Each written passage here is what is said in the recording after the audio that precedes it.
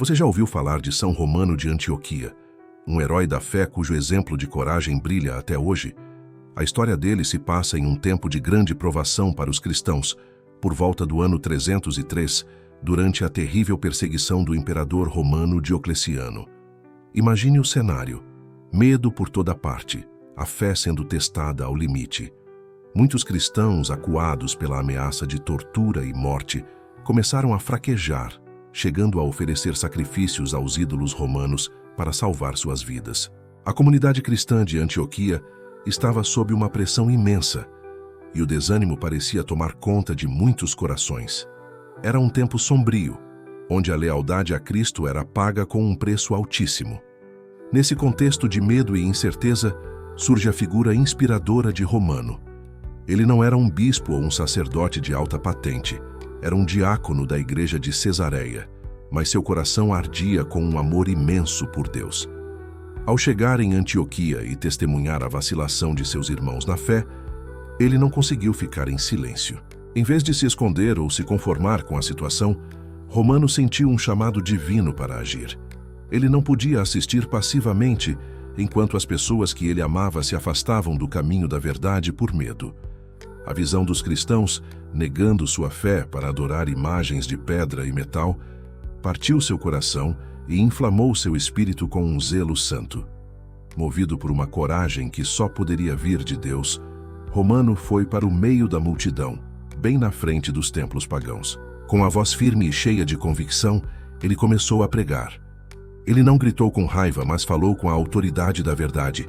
Ele exortou os cristãos a se lembrarem do sacrifício de Jesus, a não trocarem a vida eterna por alguns anos a mais de uma vida terrena cheia de medo. Ele os lembrou das promessas do Evangelho, da coroa da glória que esperava aqueles que perseverassem até o fim. Suas palavras eram como fogo, despertando as consciências adormecidas e reacendendo a chama da fé em muitos corações que estavam prestes a se apagar. Ele se tornou uma luz brilhante em meio à escuridão da perseguição. A ousadia de Romano, claro, não passou despercebida. Sua pregação pública em defesa de Cristo era um desafio direto à autoridade do imperador e às ordens do governador Asclepíades, que estava encarregado de aplicar os decretos de perseguição em Antioquia.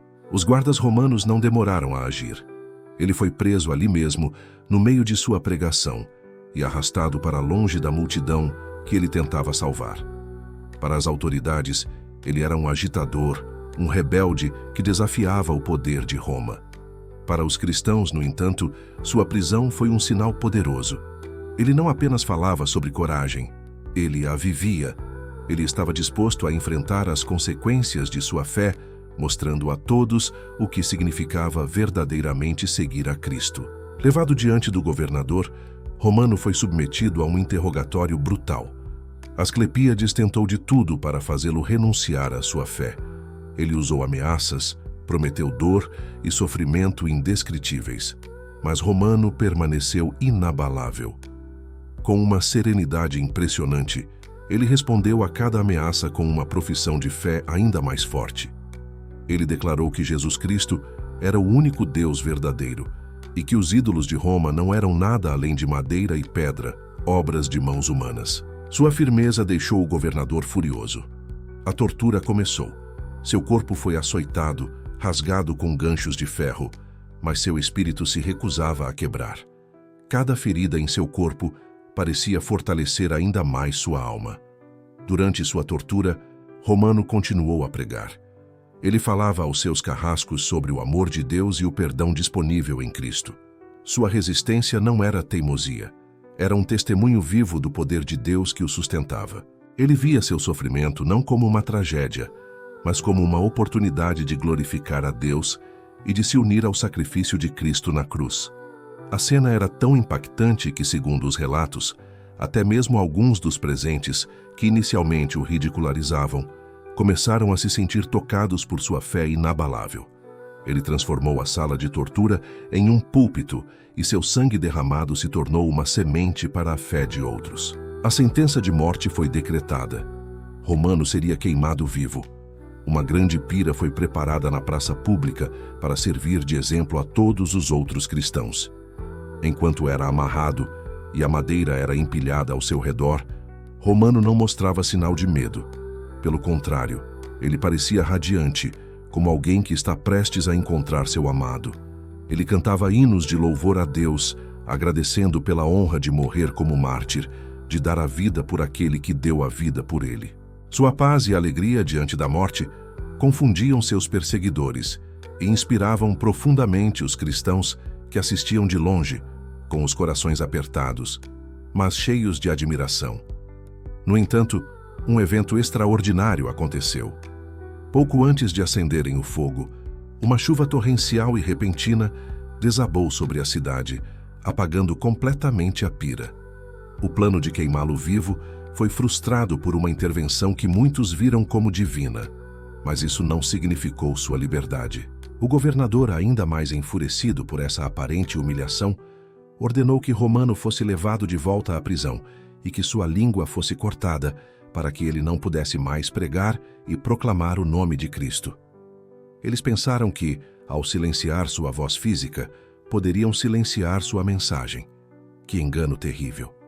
Mesmo sem a língua, a presença de Romano continuava a falar mais alto do que qualquer palavra.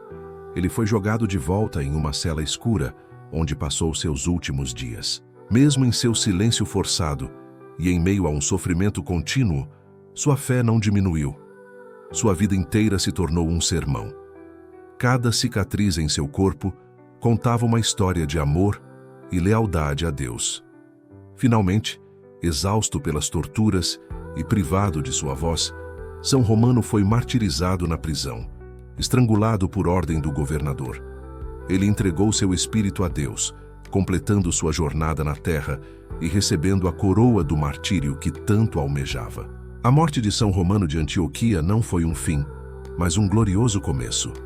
Seu exemplo de coragem inabalável ecoou por toda a igreja.